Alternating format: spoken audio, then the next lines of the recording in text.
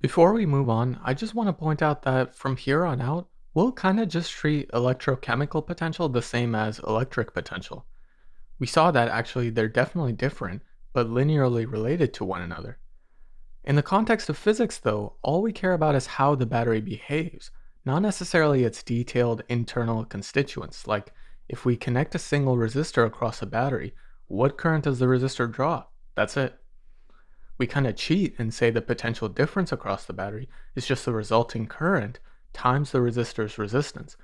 We're just calling it a potential difference or voltage here, even though now we know that it's really an electrochemical potential difference driven by spontaneous chemical reactions. Functionally, the battery behaves the same as if it were a constant electric potential difference. So it makes a lot of sense in physics to just pretend it really is just an electric potential difference. That doesn't make everything we learned in the last video useless though, and we'll see why near the end of this video. In one of the previous videos we had this magic delta V calculator thingy, and we imagined that was just something we could do, like we thought this is just something we can get away with doing here in order to make further progress.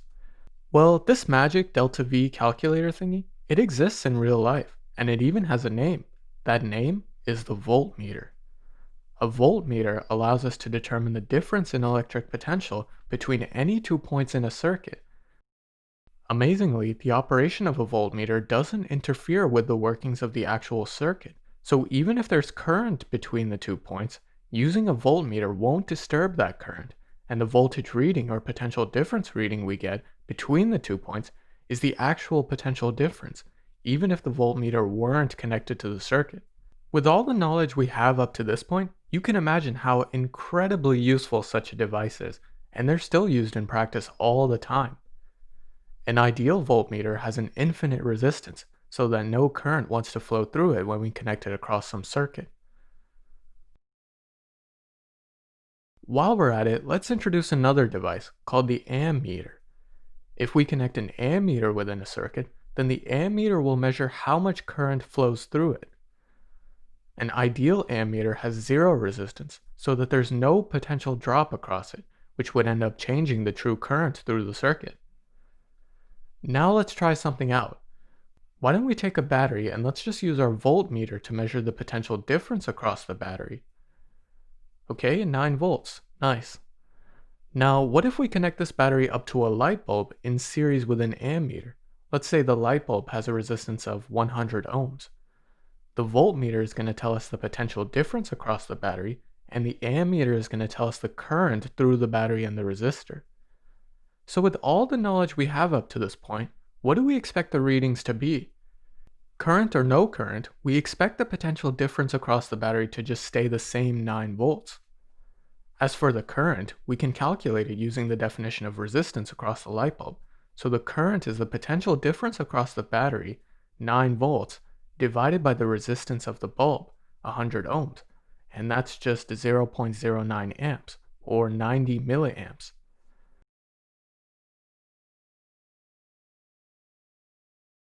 So now let's hook it all up and see what we get. Huh, that's odd. So the current is 89.1 milliamps, and our voltage reading across the battery is 8.91 volts. Each of the readings is lower than what we expected. If we want to explain the current reading being lower, we might say, well, there is a tiny amount of resistance in the wires, and that tiny amount of resistance would contribute to the resistance across the light bulb, slightly increasing the total resistance, which means the current should slightly decrease as well. And maybe that's a fair explanation. It is technically true that the wire is not perfect, but the resistance of the wires would probably be so small, it wouldn't be so easy to detect the effect of it.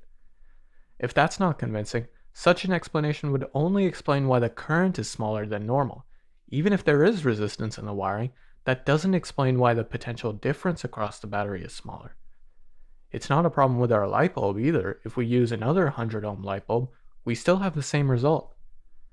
The thing is, we've considered resistance across the resistor as well as tiny resistance within the wiring itself, but there's one other place we haven't looked, and that's inside the battery itself. The way we usually model this phenomenon is that the battery contains its own internal resistance, we'll just call it lowercase r, along with its original potential difference, which we denote with a curly e. Now this E is what we call the EMF of the battery, which stands for electromotive force. This is just the name that was originally given to it, but we know now that we're not actually dealing with a force, but rather a potential difference, or voltage. Unfortunately, the name we're kind of stuck with, but we can also refer to the EMF as the open circuit voltage. It's the voltage that's measured across the battery when there's no current going through the battery, or when we have an open circuit. When we first measured the voltage across the battery, we got 9 volts. So that was the open circuit voltage. Because there's no current going through the battery, the way voltmeters work is they don't allow any current to pass through them. So there's no current anywhere here. Then the EMF is 9 volts. But once we hook the battery up to a resistor, there is current. So the voltage across the entire battery decreases. It's just the original open circuit voltage, or EMF, but now minus the potential difference across the internal resistor, which is just I times little r. We always have potential drops across resistors, so it would be negative I times r plus the potential gain due to the EMF, so positive E. This voltage that we measure here, delta V sub t, it's called the terminal voltage. The terminal voltage across the battery is equal to whatever its open circuit voltage is, minus the voltage across the internal resistor, which is just the current times the internal resistance. That helps us explain what we were seeing before. Once we hooked up the battery to the light bulb, the potential difference across the battery dropped a bit, because what we were really measuring was the EMF in the beginning. That was 9 volts before any current was flowing. And afterwards we were measuring the terminal voltage across the battery to be 8.91 volts, once the battery was hooked up to this light bulb. Given the current reading from our ammeter, we can actually deduce what the internal resistance of the battery is then, because we know all the variables here except for the internal resistance, little r. So just subtracting IR on both sides and subtracting the terminal voltage would give us this. Then dividing by the current on both sides, we end up with the internal resistance as a function of parameters that we all already know. We know the open circuit voltage, or EMF, was 9 volts, and the terminal voltage ended up being 8.91 volts. The current we can see is 89.1 milliamps, or 0.0891 amps. So working through all the math, we get that the internal resistance within the battery is about 1 ohm. Which is small compared to the light bulb's resistance of 100 ohms, but we see it still had a noticeable impact on our circuit here. There's another consequence of the internal resistance, which is that the EMF is the maximum possible voltage you can have across a battery. It's the voltage when the current through the battery is 0. As soon as a non-zero current starts flowing through the battery, the voltage across the battery decreases. And this voltage we're measuring now is the terminal voltage across the battery, E minus IR. So to recap, the EMF is the voltage across the battery when there's no current through it, and the terminal voltage is the voltage across the battery when there's some current I through the battery. Now, we remember that in a simple series circuit like this one, we can say the potential difference across the battery, or the terminal voltage here, is the same in magnitude as the potential difference across the resistor. Then the terminal voltage is equal to the current times the light bulb's resistance, capital R. Sometimes we call this resistance the load resistance. It's just the thing we actually care about supplying a current to. That means the EMF minus the current times the internal resistance is equal to the current times the light bulb's resistance, or the load resistance.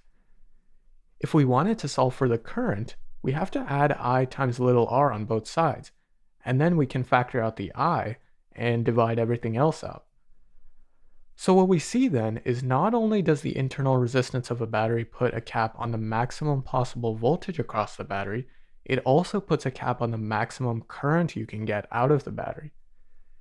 Imagine if the light bulb had a resistance of 0, then whatever current was flowing through the wire would be the maximum possible current you could draw from the battery. It's limited specifically by the internal resistance only. And now this concept, called the internal resistance, is going to help us understand why our battery from the previous video just sucks. You see, in a galvanic cell built like this, the problem with it is that the internal resistance can get pretty high, like around 100 ohms high, possibly even higher than that.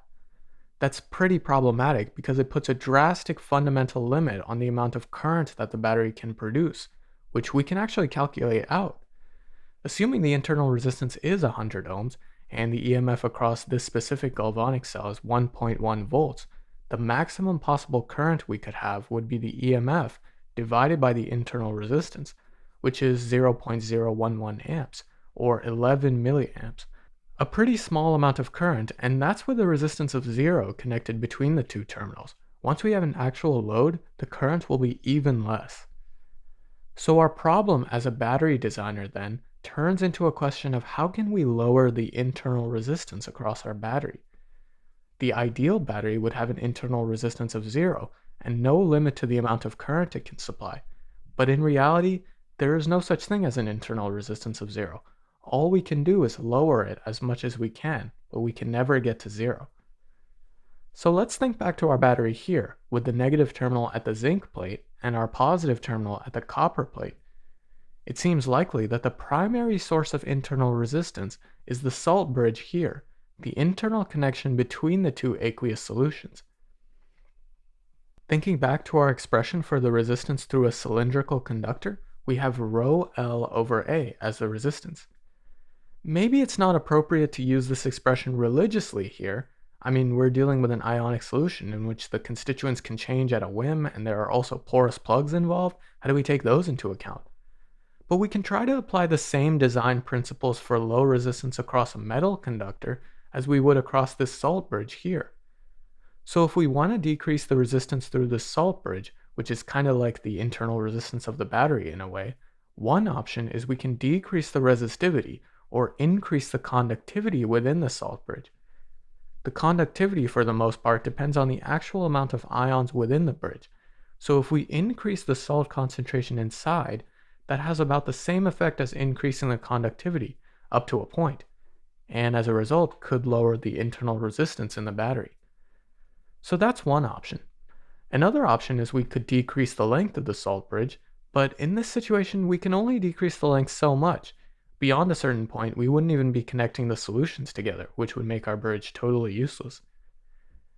In any event, it kind of makes some intuitive sense that it would make our battery better, because we're decreasing the effective distance that the ions have to travel by decreasing L in this situation, so that should decrease the overall internal resistance in the battery.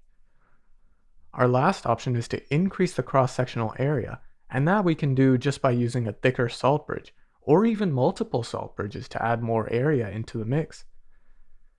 So we see we have three options that we can experiment with, and modern battery design is way ahead of us here. As an example, consider a modern lead-acid battery like the one you'd find in your car.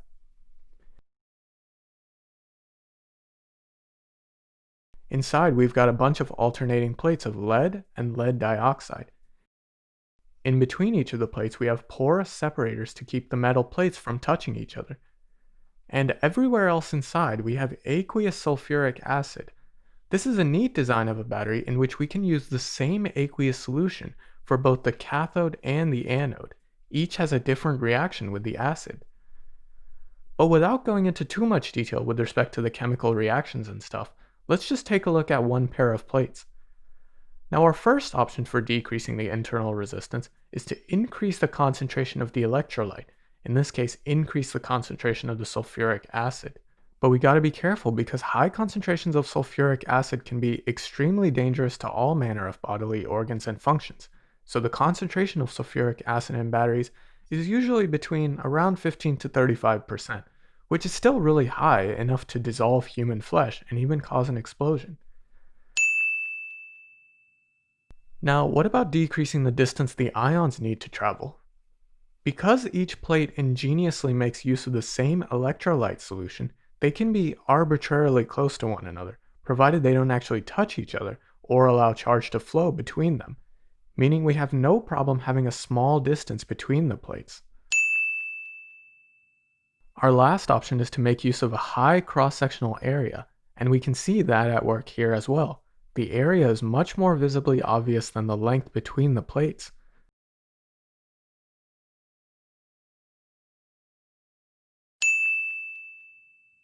By taking advantage of all these design options, lead-acid batteries like the ones in cars, despite being really big and bulky, can have incredibly low internal resistances, on the order of hundredths of an ohm.